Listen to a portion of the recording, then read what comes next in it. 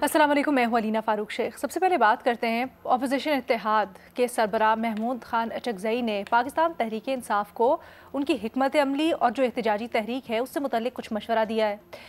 इजलास हुआ अपोजिशन इत्तेहाद का, जिसमें महमूद अचकज़ई ने कहा कि पाकिस्तान तहरीक इंसाफ को मुज़ाकरात को एक मौका देना चाहिए और कोशिश करनी चाहिए कि जो मामलात हैं वो मुज़ाकरात से ही हल हों, क्योंकि इस वक्त जो मुल्क के मामलात हैं उनका हल मुज़ाकरात में ही है।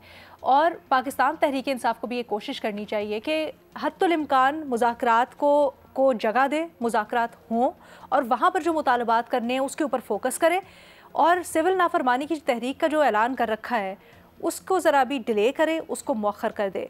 एक तरफ तो महमूद अचकज़ई साहब ये कहते हैं, लेकिन दूसरी तरफ हमने देखा कि असद कैसर ने असम्बली के फ्लोर पर एक बार फिर ये बात दोहराई कि मुज़ाकरात पाकिस्तान तहरीक इंसाफ बार बार कह तो रही है, लेकिन उनके मुताबिक अभी तक कोई पेशरफ्त ना तो हुई है, और अगर नहीं होती पेशरफ्त, डेडलाइन जो पाकिस्तान तहरीक इंसाफ ने दी है उससे पहले, तो फिर PTI सिविल नाफरमानी की कॉल देगी।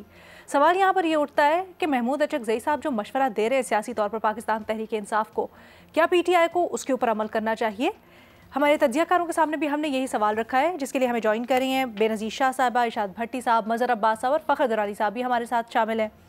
बेनज़ीर, आप सबसे पहले कहिएगा, क्या समझती हैं, क्या सिविल नाफरमानी की कॉल के लिए अभी पाकिस्तान तहरीक इंसाफ को रुक जाना चाहिए? और महमूद साहब जो बात कर रहे हैं वो सियासी तौर पर PTI के तनाजुर से कितनी अहम और कितनी मंतक बनाती है?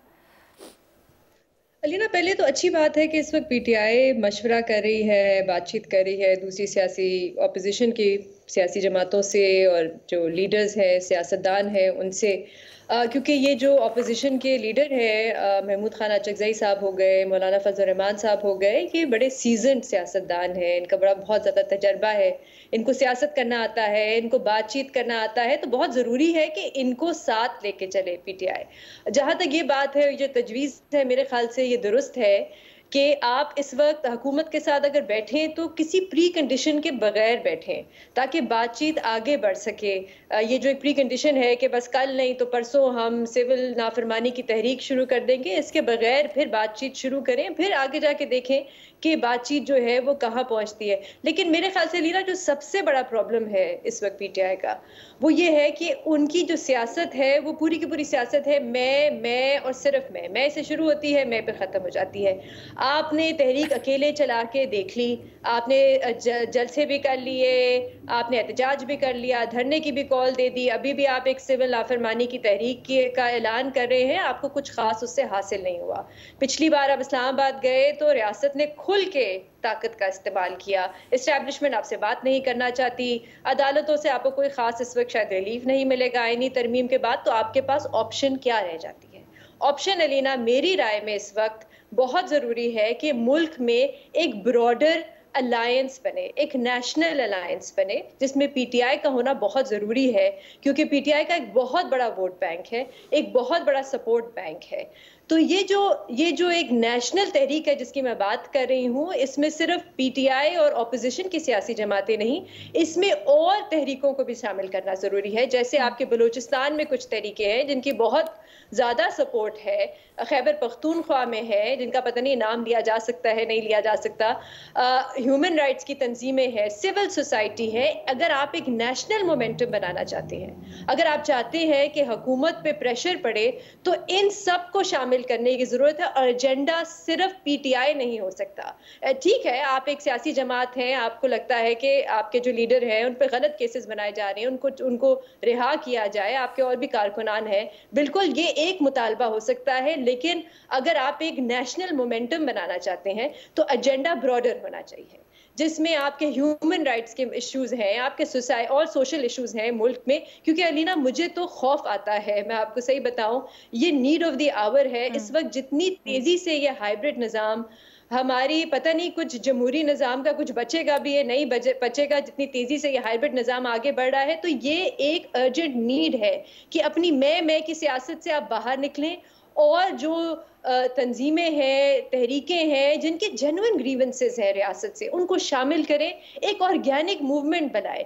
इससे रियासत पे प्रेशर पड़ेगा, ताकि ये जो एक हमारे जो जमहूरी निज़ाम को कमज़ोर से कमज़ोर किया जा रहा है, जिस किस्म की कानून साज़ी की जा रही है और जिस तरीके से बुनियादी हकूक़ लोगों से उनके कम किए जा रहे हैं, इसको रोका जा सके। तो ऑपोज़िशन की सियासी जमात के तौर पे ये सबसे अहम है, और ये मैं कोई आइडियलिस्टिक बात नहीं कर रही। इस किस्म की ब्लूप्रिंट मौजूद है हमारे मुल्क में, इस किस्म की बहुत सी तहरीकें माज़ी में चल चुकी हैं। हमारे मुल्क में तो चार्टर ऑफ डेमोक्रेसी का भी एक ब्लूप्रिंट मौजूद है, जिसमें 2 बड़ी सियासी जमातें बैठी और उन्होंने एक फ्रेमवर्क तय किया। तो ये बहुत ज़रूरी है, लेकिन यहाँ पे प्रॉब्लम ये है कि ये वो तहरीकें हैं और ऑपोज़िशन की जमातें हैं जिन पे माज़ी में पीटीआई तरह-तरह के इल्ज़ाम लगाती रही है, गद्दार भी कहती रही है, इनको बाहर से पैसे लेती हैं, ये ह्यूमन राइट्स की तंज़ीमें जो हैं, तो उनके लिए ज़रा बैठना शायद इनके साथ मुश्किल है, लेकिन इसी को सियासत कहते हैं कि आप अपने जो इख्तलाफ़ात हैं, उनको एक तरफ रखें और ग्रेटर गुड के लिए और मुल्क के लिए और मुल्क की जमहूरी निज़ाम के लिए और इस सिस्टम को बचाने के लिए काम करें। इरशाद भट्टी साहब, जहाँ बेनज़ीर कह रही हैं बिल्कुल दुरुस्त, लेकिन हमने देखा कि जब बानी तहरीके इंसाफ ने ड्यूरिंग द वीक बात की सहाफ़ियों से भी, अपने पार्टी लीडरान से भी, तो आपने ही हमें बताया था कि बड़ा उनको शिकवे शिकायत थे। उन्होंने कहा बाहर सारा माहौल बड़ा गुडी गुडी चल रहा है, यहाँ पर मैं अंदर पाबंद सलासल हूँ। तो क्या इस वक्त पाकिस्तान तहरीके इंसाफ ये करना चाहेगी भी कि सिविल नाफरमानी को मौखर कर दे? मैडम शेख, सवाल पे आने से पहले आपके सिर्फ 30-40 सेकंड लूँगा। अली अमीन गंडापुर साहब से दरख्वास्त करनी है, शहबाज शरीफ साहब से दरख्वास्त करनी है कि पारा चनार पिछले 66 दिनों से जेल की सूरत है। वहाँ चारों तरफ से मैसूर है पारा चनार, लाखों की आबादी है। हवा और पानी के अलावा उन लाखों लोगों के पास कुछ भी नहीं है। शदीद सर्दी है, खुराक की कमी है, अद्वियात की कमी है शदीद। बहुत आबादी ऐसी है जो बीमार पड़ी हुई है, बच्चे, बूढ़े, खवातीन, दवाइयाँ तक नहीं। एक मरतबा ये केपी हुकूमत ने हेलीकॉप्टर से दवाइयाँ पहुँचाई, लेकिन लाखों की आबादी को कैसे इतनी एक हेलीकॉप्टर से भेजी गई दवाइयाँ पूरी हो सकती हैं? ना कोई बाहर जा सकता है पारा चनार से क्योंकि जान जाने का खतरा है, ना कोई अंदर आ सकता है क्योंकि कत्ल कर दिया जाता है। बीमार बच्चे, बूढ़े, खवातीन घरों में मैसूर हैं। बाहर निकलें तो जान से जाने का खतरा, अंदर आएँ घरों में रहें तो सिसक सिसक के मरें। खुदा के लिए वक्त थोड़ा सा इसको इस तरफ भी तवज्जो दें, ये भी पाकिस्तान का हिस्सा है, और उन लाखों लोगों पर रहम करें, अली अमीन गंडापुर साहब और शहबाज शरीफ साहब। अब आते हैं मैडम शेख वापस अपने सवाल पे। महमूद खान अचकजई साहब की बात बिल्कुल ठीक है कि हिकमत अमली के बिना हर बार चढ़ दौड़ना, और आप अगर इमरान खान को रिहा करवाना चाहते हैं तो उसके लिए भी कोई आपके पास हिकमत अमली नहीं है।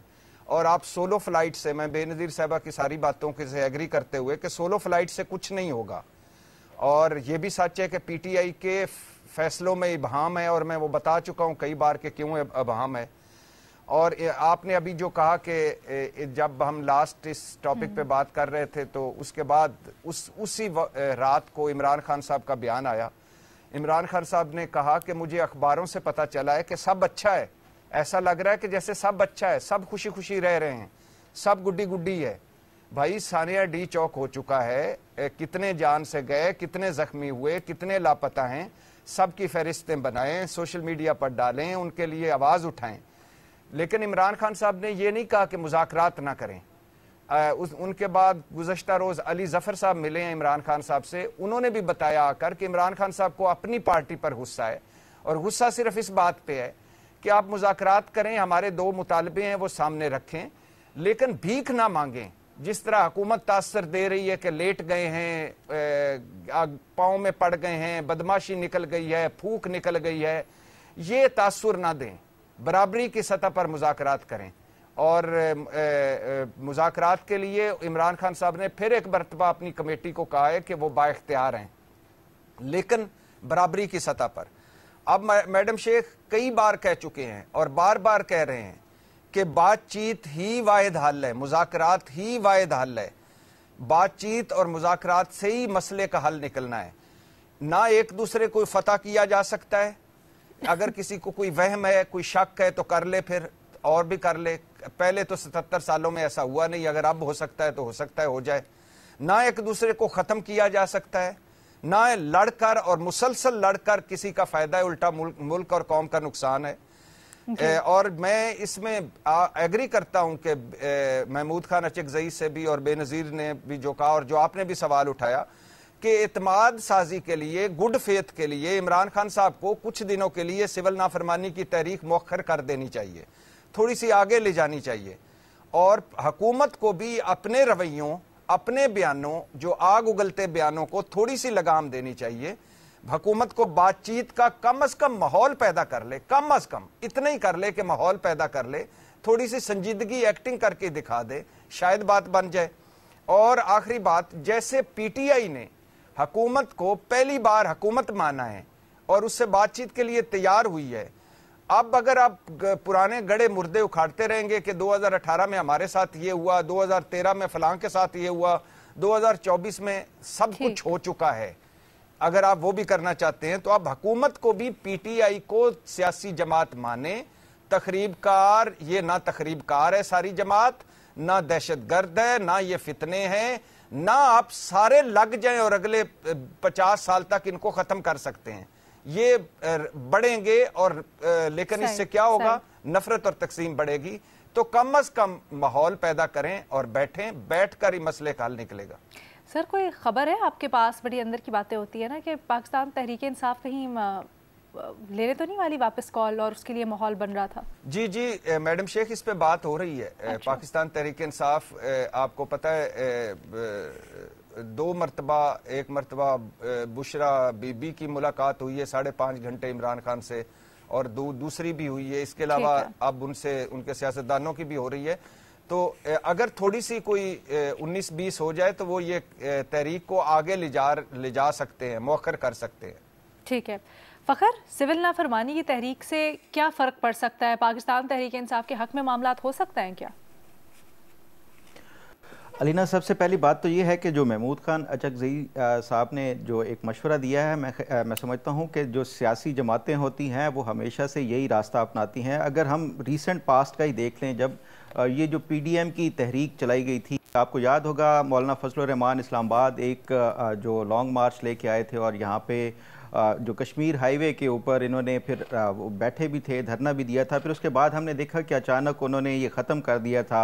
उस टाइम इतलात यही थी कि इनको इस्टेब्लिशमेंट की तरफ से ये कह दिया गया था कि वो अब हुकूमत को जो एक सपोर्ट दी जा रही थी उस टाइम इमरान खान की हुकूमत को, वो उससे इस्टेब्लिशमेंट बिल्कुल गैर सियासी हो जाएगी। उसके बाद फिर हमने देखा कि एक टाइम लगा, लेकिन वो तहरीक जो इमरान खान के ख़िलाफ़ चलाई गई थी वो कामयाब हुई नो कॉन्फिडेंस की सूरत में। तो जो सियासी जमातें होती हैं वो टाइम भी लेती हैं, अपनी हिकमत अमली और दानिश से जो अपना मुखालफीन होते हैं उससे जो सियासी बाजी है वो जीतने की कोशिश करती हैं। लेकिन पीटीआई जो है वो बाकी हमारी जो मुल्क की सियासी जमातें हैं उनसे बिल्कुल मुख्तलिफ है। उनकी जो सियासी तर्ज अमल है वो भी मुख्तलिफ होता है और उनकी हिकमत अमली भी हमेशा से मुख्तलिफ होती है। जो पीटीआई के हवाले से अगर देखा जाए, उनकी जो पॉलिसी बनाना या फैसला साजी वो सिर्फ़ और सिर्फ फ़र्द वाहिद के हाथ में है, और वो जो फ़र्द वाहिद भी जो पॉलिसी बनाता है इमरान खान, वो मुतासर होता है अपना एक जो उनका सोशल मीडिया है या जो एक माइंडसेट बना हुआ है एक हॉकेज सा, उससे मुतासर होते हैं। जो बाकी एक दस्तयाब जो क़यादत है जो हम देखें पार्लियामेंट में भी मौजूद है या ओवरऑल, उसकी तो इतनी भी मैं नहीं समझता कि उनकी औकात है कि वो अपनी मर्जी से कोई बयान दे सकें। अभी रिसेंट में 2-3 इस तरह की खबरें आई कि जो पीटीआई के अरकान हैं वो इस कदर खौफजदा हैं, जो पीटीआई का सोशल मीडिया है या जो इमरान खान की कल्ट फॉलोइंग है उससे, कि वो अपनी मर्जी से अगर कोई बयान हुकूमत के साथ मुज़ाकरात का, इवन जब ये डी चौक 24 नवंबर वाला ला रहे थे उस टाइम हुकूमत के साथ मुज़ाकरात की खबरें चली, ये इस कदर खौफजदा थे कि नाम तक नहीं बताना चाहते थे कि कौन कौन से लोग हैं जो हुकूमत के साथ मुज़ाकरात करने जा रहे हैं या कर रहे हैं।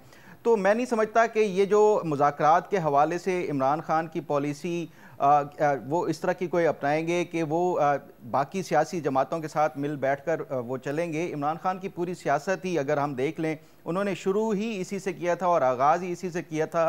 कि जो बाकी जितनी भी सियासी जमातें हैं जो स्टेटस को की उनके साथ कभी मिल के बैठ नहीं सकते और वो चोर हैं, डाकू हैं, सब कुछ हैं। इमरान खान का जो बयानिया है मैं समझता हूँ कि और सियासत ये सारी ख़त्म हो जाएगी अगर इनके साथ मुज़ाकरात करेंगे। माजी में हमने देखा है, अभी रिसेंटली महमूद खान अचकज़ई को उन्होंने पहले भी इख्तियारात दिए थे कि आप जाके इनके साथ मुज़ाकरात करें, लेकिन फिर हमने देखा कि इमरान खान उसके बिल्कुल अगेंस्ट ही कोई ना कोई बयानात दे देते हैं। इवन अब भी अगर देखा जाए इमरान खान की तरफ से उनका जो ट्विटर के ऊपर हर दूसरे तीसरे दिन इस तरह की कोई बात, इस तरह के कोई जो है वो बयानात दे दिए जाते हैं कि जो एक मुज़ाकरात का माहौल बनने लगता है वो बिल्कुल फिर ख़त्म हो जाता है। अब अगर ये जो तहरीक है सिविल नाफरमानी की भी, ये भी मैं समझता हूँ कि ये उसी सूरत ये ख़त्म होगी जब ये इनको श्योरिटी होगी या गारंटी होगी कि ये कामयाब नहीं हो सकती, लोग इसके ऊपर अमल दरामद नहीं कर सकते। अदरवाइज़ मैं नहीं समझता कि ये इमरान खान किसी सियासी जमात के साथ मिल बैठ के उनके कहने के ऊपर या अपनी जो बाकी मानदा लीडरशिप है उनके कहने के ऊपर वो मौखर कर देंगे। अब भी मैं समझता हूँ ये जो 2 दिन पहले इमरान खान का बयान आया कि मैंने तो अखबारात से पढ़ा, मेरी तो जो बाकी क़यादत है वो तो मज़े कर रहे हैं, वो मुज़ाकरात की बातें कर रहे हैं, मैं यहाँ पे जेल में सड़ रहा हूँ, तो ये मैं नहीं समझता कि ये इमरान खान को इसके ऊपर अमल दरामद करेंगे या किसी सियासी जमात के किसी कायद के साथ मिल बैठ के इस तरह मुज़ाकरात के ज़रिए वो करेंगे। एक ही वही है हल है कि ये इस्टेब्लिशमेंट के साथ ही इनको पता है कि वही सब कुछ हैं, उनके साथ अगर जब इस्टेब्लिशमेंट हामी भर लेगी बातचीत के लिए तभी वो किया जा सकता है। अदरवाइज़ मैं नहीं समझता कि इमरान खान जो बाकी सियासी जमातों की तरह इस तरह का कोई वो काम करेंगे, मुज़ाकरात के लिए मिल बैठेंगे। मज़हर अब्बास साहब, आप इत्तेफाक करते हैं क्या पाकिस्तान तहरीक इंसाफ और इमरान खान का स्टाइल ऑफ पॉलिटिक्स ही है और उनको नुकसान होगा बल्कि अगर वो तहम्मुल मिजाजी का मुजाहिरा करते हैं? हुकूमत अगर वाकई अपने आप को डेमोक्रेटिक गवर्नमेंट कहती है तो ये बिल्कुल निगेशन है उसकी, ये सारी चीज़ें।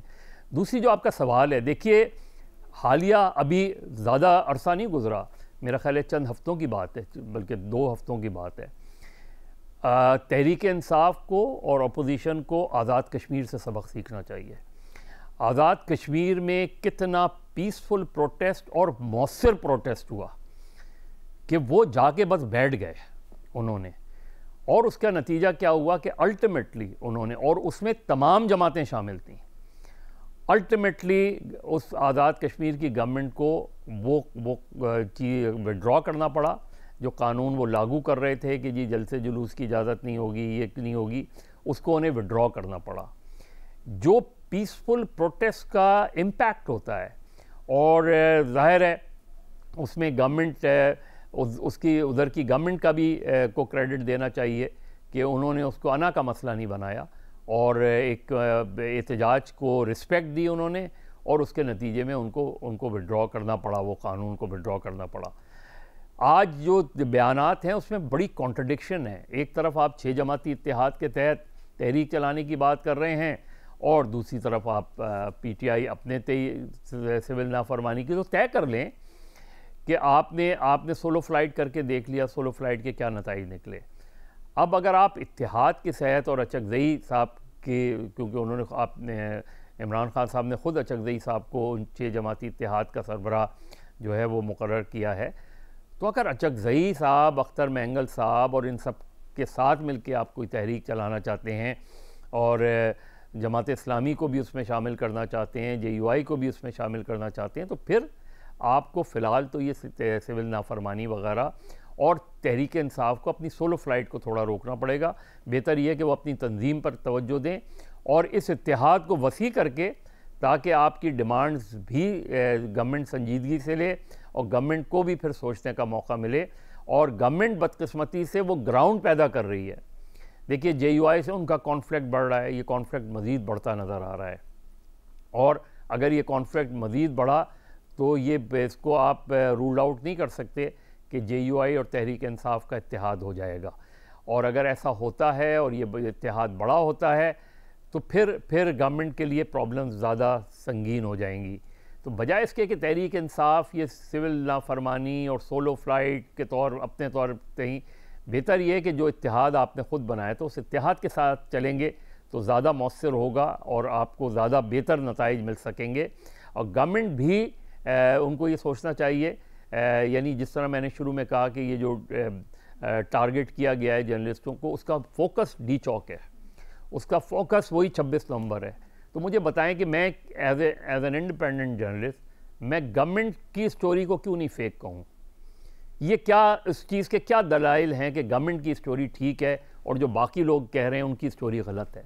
तो उसका तरीका यही है कि आप एक इंडिपेंडेंट कमीशन बनाएं और उसमें ये साबित करें आप उसमें कि असल हुआ क्या था डी चौक में, क्योंकि अभी तो दो पॉइंट ऑफ व्यू है ना, एक गवर्नमेंट पेश कर रही है, एक ऑपोजिशन पे वो कर रही है, कुछ जर्नलिस्ट अपने तौर पे ओवर एम्बिशियस होके चीज़ें पेश कर रहे हैं। तो हक़ाइक़ अभी तक लोगों को नहीं पता, और अगर हक़ाइक़ नहीं पता होंगे तो डिसइंफॉर्मेशन हमेशा फैलेगी। वही जो हम शुरू से बात कर रहे हैं। सर एक चीज़ मुझे ज़रूर बता दीजिएगा, आपने कहा कि JUI और PTI के इत्तेहाद का भी इम्कान हो सकता है या साथ मिलने का। सर कहा तो ये जा रहा है कि JUI का बिल पे जो मामला अटका हुआ है और जो भुगत रही है वो उस तरमीम जो आईनी तरमीम हुई थी उसके फॉल बैक के नतीजे में ही ज़रा उसको रखा जा रहा है या उसको सज़ा दी जा रही है इस बात की। आपको लगता है JUI अब दोबारा PTI के साथ मिलेगी और उसके फ़ायदे में होगा ये बात? देखिए अभी तो देखिए ना, जो मदरसा रजिस्ट्रेशन वाला इशू चल रहा है, ज़ाहिर है प्रेसिडेंट ने अपना एक मौक़िफ़ सामने रखा है, जरदारी साहब ने, MQM का भी मौक़िफ़ सामने आया और जमातें, लेकिन अगर ये चीज़ें बज़ाहिर जो बातचीत हुई है उसमें कोई बात खासी पेशरफ नहीं हुई है, तो अगर ये कॉन्फ्लिक्ट बढ़ता है तो ज़ाहिर है अपोजिशन को हमेशा कॉन्फ्लिक्ट से फ़ायदा होता है, चाहे JUI इत्तेहाद का हिस्सा नहीं हो। लेकिन JUI अगर फ़र्ज़ करें JUI और मदरसे बाकी जो ऑर्गेनाइजेशन हैं उनको मिला के वो कोई तहरीक का आगाज़ कर देते हैं तो नेचुरली तहरीक इंसाफ जो है वो उसके साथ जाके खड़ी होगी। ठीक है, मज़ीद कुछ बात करते हैं क्योंकि फ़खर भी भट्टी साहब भी कुछ कहना चाहते हैं, बट एक छोटी सी ब्रेक के बाद। सिविलियंस के मिलिट्री ट्रायल की जो अपील है उसके ऊपर समाअत हुई आईनी बेंच के सामने, और कल आईनी बेंच ने हुक्म दिया है कि बाकी जो 85 मुल्ज़िमान बच गए हैं जो कि फ़ौजी तहवील में हैं वो सुना दें सज़ाएँ, और अगर गुंजाइश हो तो सज़ाओं में आप रिलीफ भी दे सकते हैं। और ये भी हुक्म दिया कि जिनको रिलीज़ करना है यानी सज़ा जिनके ऊपर नहीं बनती है उनको रिलीज़ भी कर दिया जाए। अब इसके ऊपर दो राय पाई जा रही है, कुछ कहते हैं ये सिचुएशन को मुबहिम बना देगा ये जो अबूरी हुक्म दिया गया है, कुछ की राय ये है कि बिल्कुल दुरुस्त फैसला किया गया है क्योंकि अब तो 1.5 साल से ऊपर हो गया है कि बग़ैर किसी सज़ा सुनाए दरमियान में सारा का सारा मामला रुका हुआ था। तो अपने तज्ज़ियाकारों की ज़रा इसके ऊपर राय जानते हैं कि उन्होंने ये जो ऑर्डर आया है इसके ऊपर क्या राय रखते हैं। फ़खर बताइएगा। देखें अलीना, मेरा ख्याल है कि ये जो भी दहशतगर्दी के हवाले से हो या उसके हवाले से हमने माजी में देखा है कि सिविलियंस का हुआ है, मिलिट्री कोर्ट्स में ट्रायल हुआ है, लेकिन अब ये कहा जा रहा है कि जो बेसिक फंडामेंटल राइट्स हैं वो कहीं वायलेट ना हो और उसको इंश्योर करा देना चाहिए जो सुप्रीम कोर्ट का जो कॉन्स्टिट्यूशनल बेंच का आगे फाइनल वर्डिक्ट आएगा उस हवाले से। लेकिन सवाल ये है कि ये एक डिबेट चल रही है कि क्या ये PTI का वाकई जो इनके वर्कर्स थे या जो इनके लीडरान हैं उनका मिलिट्री कोर्ट में ट्रायल किया जाना चाहिए और हो भी सकता है या नहीं हो सकता। सिविलियंस के हवाले से ये जो डिबेट है, मैं समझता हूँ कि देखें ये दुनिया भर में ऐसा होता है कि मिलिट्री इंस्टॉलेशंस के ऊपर कोई भी हमला आवर हो, अब ये हमला आवर की फिर वो एक डिबेट है कि उसको कैसे डिफ़ाइन किया जाएगा, बंदूक के साथ हो तो तभी हमला होता है या वैसे भी वो उसको हमला तस्वुर किया जाएगा या नहीं किया जाएगा। आप मियाँ वाली एयर बेस देखें किस तरह गिराया जा रहा था या बाकी जो जगह हैं इसके हवाले से, तो मेरा ख्याल है कि माजी में भी दुनिया भर में भी ऐसा हो। एक एग्जांपल देख लें, आफिया सिद्दीकी की देख लें, उनके हवाले से ये जो कहा जाता है वो भी मिलिट्री इंस्टॉलेशन के हवाले से उन्होंने वो किया था। तो ये एक दुनिया भर में ऐसा होता है। सवाल ये है कि आखिर ये मिलिट्री जो कोर्ट्स हैं उसी में ही क्यों ट्रायल किया जा रहा है, इंसदाद दहशतगर्दी की अदालतों में क्यों नहीं किया जाता? तो उसका जवाब भी यही है कि पिछले 1.5 साल हो गया है, इंसदाद दहशतगर्दी की जो अदालतें हैं उसमें क्या पेशरफ्त हुई है। अगर हमारी जो सिविलियन कोर्ट्स हैं वो डिलीवर कर पा रही होती और इस हवाले से लोगों को इंसाफ दे रही होती या जो जिन्होंने जुर्म किया है उसको सज़ा दे पा रही होती, तो मेरा ख्याल है कि फिर ये डिबेट ही ना होती और शायद इस हद तक नौबत ही ना आई होती। तो इसलिए मैं समझता हूँ कि ये किसी न किसी सूरत में इसका जो है एक बार फैसला होना ही चाहिए था। जो पिछले 1.5 साल से मिलिट्री की उसमें है, कस्टडी में है, उन बेचारों का जो जिसमें से इनोसेंट है उनका क्या कसूर होगा कि वो 1.5 साल फैसले का इंतजार कर रहे हैं, कोई फैसला नहीं आ रहा। हो सकता है कि वो इनोसेंट डिक्लेयर हो जाएं ये जो मिलिट्री ट्रायल में, लेकिन उसके बावजूद भी वो तहवील में है। तो इसलिए मेरा ख्याल है कि ये जो अदालत की तरफ से फैसला दिया गया है फिलहाल उसको मैं समझता हूँ कि ये बेहतर है। जब फाइनल वर्डिक्ट होगा तो उसमें शायद ये डिबेट जो अभी भी जो चली है इसमें जो जितनी भी समाअत थी उसमें भी कि क्या ये फंडामेंटल राइट्स का मामला है या जो उसके साथ साथ जो मिलिट्री जो बुनियादी नुक्ता है कि ट्रायल हो भी सकता था फौजी अदालतों में इस मामले का या नहीं, या फिर इंसदादी दहशतगर्दी अदालत में होना चाहिए था। लेकिन बेनज़ीर, फौरी रिलीफ से मुतल्लिक क्या आप समझती हैं, क्या ये मौसर साबित होगा वो लोग जिनका स्टेटस लिम्बो में था, या फिर ज़्यादा बेहतर होता कि जल्दी से इस मामले को एक दफ़ा निपटा ही दिया जाता?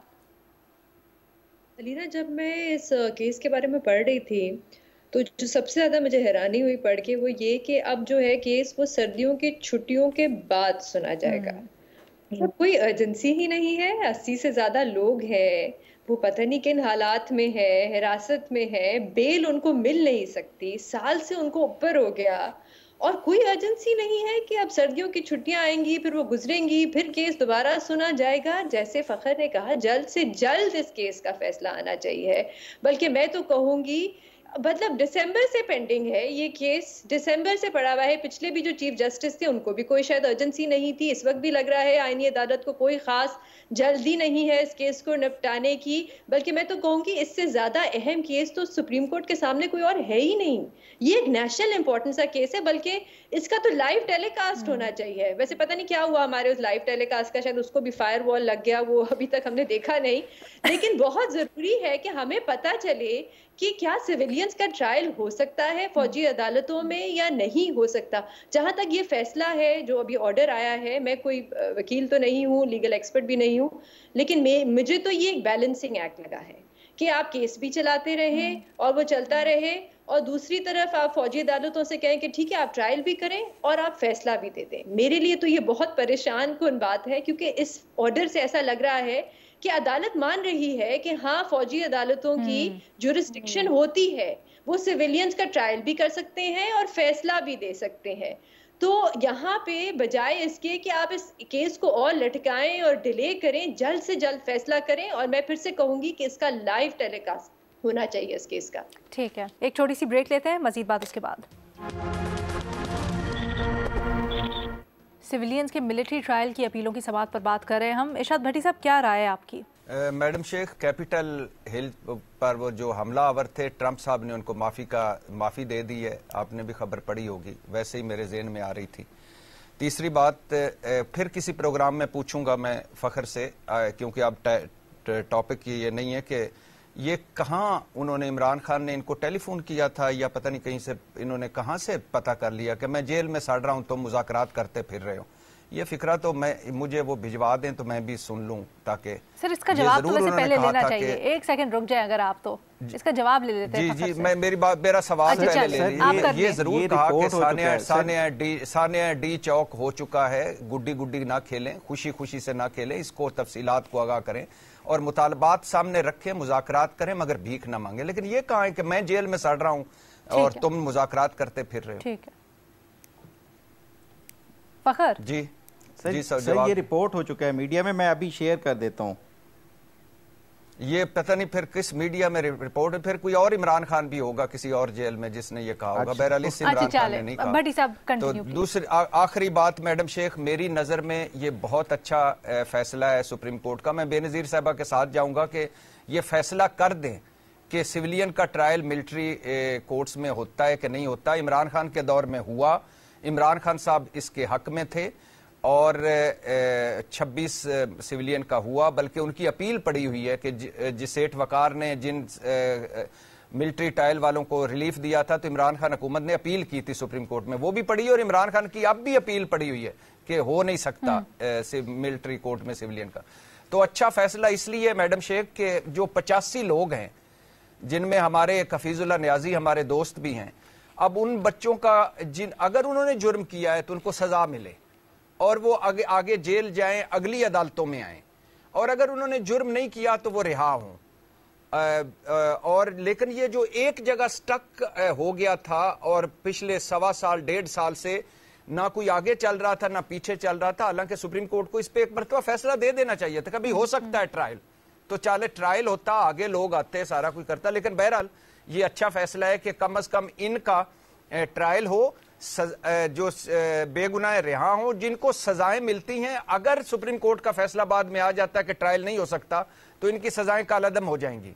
अगर ये फैसला आ जाता है कि ट्रायल हो सकता है तो फिर ये आगे अपीलें कर सकेंगे, इनका केस आगे चलेगा। हम तो वो तो बेचारे फैमिलियां रुल गई, एक जगह स्टक हुआ पड़ा था, तो अच्छा फैसला है। ठीक है सर, जहां आपके राय का बिल्कुल एहतराम और उसको उसी तरह से महफूज रखें, बेनज़ीर ये नहीं कह रही थी, बेनज़ीर कह रही थी कि उनकी नज़र में ये फैसला लेजिटिमाइज करता है, यानी दुरुस्त करार देता है फौजी अदालतों में ट्रायल को, तो उनका बिल्कुल मुख्तलिफ उनकी राय थी। आपने कहा ना मैं बेनज़ीर से इत्तफाक करता हूँ, उन्होंने कहा नहीं, मैं उससे इत्तफाक करता हूँ मैडम शेख कि वो कह रही थी ना कि सुप्रीम कोर्ट का जल्दी फैसला करे। जी वो तो कह रही है पूरा का पूरा फैसला ही आपको फटाफट इसको सुनाना चाहिए था, बल्कि अभी तक आ जाना चाहिए था क्लैरिटी। अच्छा और बाकी उनका बिल्कुल मुख्तलिफ था। अच्छा जी मज़े साहब, देखिए सिविलियन का ट्रायल मिलिट्री कोर्ट में नेचुरल जस्टिस के खिलाफ है। अब आपने कर लिए फैसले, आपने कह दिया कि फैसले सुना दें। अब मुझे नहीं पता जो फैसले सुनाए जाएंगे, यानी जो ऑलरेडी हो चुके हैं, सिर्फ अनाउंस करना बाकी है, उसका देखना है उसकी क्या डिटेल्स हमारे पास सामने आती हैं। जिनको छोड़ा जाएगा, जिनके ज़ाहिर है जिनके बारे में कहा सुप्रीम कोर्ट ने कि जी इन पे अगर इस नतीजे पर पहुंची है अदालतें कि वो बिल्कुल वो नहीं थे, तो उनको छोड़ दिया जाए फौरी तौर पे। उनके 1.5 साल का क्या होगा जो उन्होंने गुजारे। बेहतर होता, मिलिट्री कोर्ट का कॉन्सेप्ट ही है कि समरी ट्रायल, और समरी ट्रायल 1.5 साल से जो है वो लटका हुआ। सुप्रीम कोर्ट बेहतर होता कि बजाय इसके कि सुप्रीम कोर्ट पाबंद करती, जो भी फैसला करना था सुप्रीम कोर्ट को वो करती उसमें। लेकिन हमने देखा Pindi conspiracy case, Hyderabad tribunal case, ये स्पेशल ट्राइब्यूनल्स में चले, ये मिलिट्री कोर्ट्स में नहीं चले उसमें। तो स्पेशल ट्राइब्यूनल्स बनाते तो ज़्यादा बेहतर होता कि स्पेशल ट्राइब्यूनल्स में ट्रायल होता। इवन नवाज़ शरीफ साहब का जब हाईजैकिंग केस बना तो वो स्पेशल कोर्ट बनाई गई थी। तो बजाय इसके कि आप मिलिट्री कोर्ट्स में इस तरह के वो करें, एंटी टेररिज्म कोर्ट का भी कॉन्सेप्ट यही था कि 1 हफ्ते में फ़ैसला दिया जाए। लेकिन अब जो भी है, अब सुप्रीम कोर्ट को बिल्कुल, और ये कि आप अब विंटर वेकेशन के बाद ये चीज़ें सुनेंगे तो फिर ये अर्जेंसी, फिर ये इस चीज़ें, और अभी भी आपने मशरूत किया है उसको, यानी मशरूत से मुराद ये कि अगर फ़र्ज़ करें सुप्रीम कोर्ट ये राय रखे कि हाँ मिलिट्री कोर्ट में ट्रायल होगा, तो उसके कॉन्सिक्वेंसेस, उसका इम्पैक्ट क्या होगा। लेकिन मेरे ख़्याल में और उसके रीज़न्स कहीं ना कहीं सुप्रीम कोर्ट की हेयरिंग के दौरान सुनने को भी मिले कि जो आदमी आर्मी एक्ट के तहत आता ही नहीं, उसके ख़िलाफ़, एक सिविलियन के ख़िलाफ़ आप आर्मी एक्ट के तहत कैसे लगा सकते हैं। तो मेरा ख्याल है जो भी है इस मामले को ज़्यादा डिले नहीं होना चाहिए। ठीक है। अच्छा, इससे पहले कि हम प्रोग्राम क्लोज करें, फ़खर और बेनज़ीर भी कुछ कहना चाह रहे थे। जो 150 सहाफ़ी हैं उनके ऊपर पेका के तहत मुकदमात दर्ज किए हैं हुकूमत ने। बेनज़ीर, अभी भी तरमीम की जा रही है पेका में, इतनी वो खौफनाक तरमीम है, मैंने तो पढ़ी है, 5 से 7 साल आपको कैद हो सकती है। और ये किस किस खिलाफ इस्तेमाल होगी? ये सहाफ़ियों के खिलाफ इस्तेमाल होगी, ये ऑपोजिशन के खिलाफ इस्तेमाल होगी, ये उन लोगों के खिलाफ इस्तेमाल होगी जो तनकीद करेंगे। तो क्या कहा जा सकता है इनके बारे में? मुझे तो इससे पहले कि आप फ़खर पे जाएं, मुझे तो अभी भी हैरानी होती है कि पंजाब के जो इंफॉर्मेशन मिनिस्टर हैं, जब मतीउल्लाह जान अगवा हो गए थे, गायब हो गए थे, तो वो उसको डिफेंड कर रही थी, जस्टिफाई कर रही थी उसको। तो यही मेंटालिटी है और यही थिंकिंग है। फ़खर अलीना, मैं खुद बतौर एक सहाफ़ी हुकूमत के इसका ऑपरेशन का शिकार रहा हूँ माजी में, तो मैं समझता हूँ कि ये जो सहाफ़ियों के ख़िलाफ़ इस तरह जो कवानीन का इस्तेमाल है या इस तरह उनके ख़िलाफ़ इस तरह कार्रवाइयाँ करना, ये बिल्कुल सरासर ना सिर्फ ये कि काबिल मज़म्मत है, लेकिन उसके साथ साथ हमें भी बतौर सहाफ़ी के जो एक अपनी ज़िम्मेदारी होती है उसके लिए भी एहसास करना होगा, और जो ख़ास तौर के ऊपर एक ज़िम्मेदाराना रिपोर्टिंग है और हक़ाइक़ और उसके साथ साथ जो फैक्ट चेकिंग है उसको भी इंश्योर कराना चाहिए। देखिए, ये ठीक है कि एक तनकीद करना और जो डिसइंफॉर्मेशन या मिस इन्फॉर्मेशन फैलाना, उसमें बड़ा फ़र्क है। तो हमें ये भी बतौर सहाफ़ी के भी ये डिस्टिंग्विश करना चाहिए। कोई भी इस तरह का सहाफ़ी अगर कोई मिस इन्फॉर्मेशन या डिसइंफॉर्मेशन फैला रहा होता है तो हमें उसको भी सहाफ़ी के तौर के ऊपर ये हमारी ज़िम्मेदारी है कि उसको डिस्टिंग्विश करें और उसको सिंगल आउट करते हुए ये पॉइंट आउट करना चाहिए। तो ये ठीक है कि हुकूमत की तरफ से ये जो इस तरह के इक़दाम किए जाते हैं, इससे ना पहले कभी माजी में सहाफ़त को दबाया गया है और ना ही अब होगा, लेकिन हम खुद बतौर सहाफ़ी भी मैं समझता हूँ अपने इस पेशे के साथ जो है वो ज़्यादती करते हैं। अगर इस तरह प्रोपेगेंडा और डिसइंफॉर्मेशन फैलाएंगे तो लोगों का एतबार हमसे भी उठता जाएगा। ठीक है भट्टी साहब, आप पहले कह चुके हैं या आप यहाँ पर कहना चाहते हैं बात अपनी?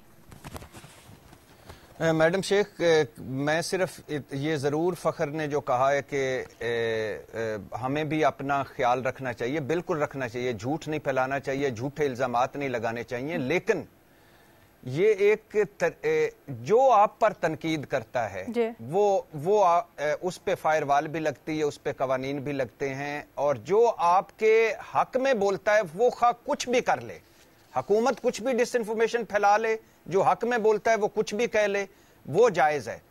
तो जहां साफियों की भी जिम्मेदारी है वहां इनके साथ बैठे ना, इनके साथ, इन साफियों के साथ, और कहें कि ये आप कर रहे हैं, ये ना करें, फिर जो ना करें उनके साथ करें। वैसे माजरत के साथ सर, अब तो ये डिस्टिंक्शन भी नहीं रही ना मौजूदा दौर में कि हक में सहाफ़ी कौन है या हुकूमत के पसंदीदा सहाफ़ी कौन है और मुखालिफ कौन है, क्योंकि वो सहाफ़ी जिन्होंने जब ये हुकूमत सही पर थी उनके हक में रिपोर्ट किया हुआ है, अब अगर उनके खिलाफ कोई बात हो जाती है तो उन्हीं के ऊपर पर्चे और उनके खिलाफ बोलने शुरू हो जाते हैं। सब would you like to say something? देखिए, बिल्कुल सीधी सी बात है। पहली चीज़ें ये कि जिस तरह के कवानीन बनाए जा रहे हैं ये खौफनाक हैं।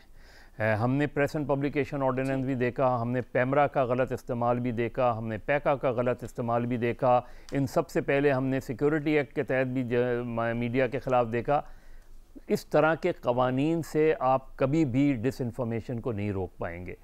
तरीक़ेकार गवर्नमेंट को पता है, मैं ज़ाती तौर पे मुख्तलिफ गवर्नमेंट्स को ये बात बताता रहा हूँ कि क्या तरीक़ेकार अडॉप्ट किया जा सकता है, लेकिन लगता ये है कि रियासत का एक ही माइंडसेट है कि हरासमेंट के ज़रिए मीडिया को दबाया जाए, प्रेशर्स के ज़रिए दबाया जाए और कैरेट और स्टिक की पॉलिसी अडॉप्ट की जाए। ठीक है जी, आज के लिए इतना ही। अल्लाह हाफ़िज़।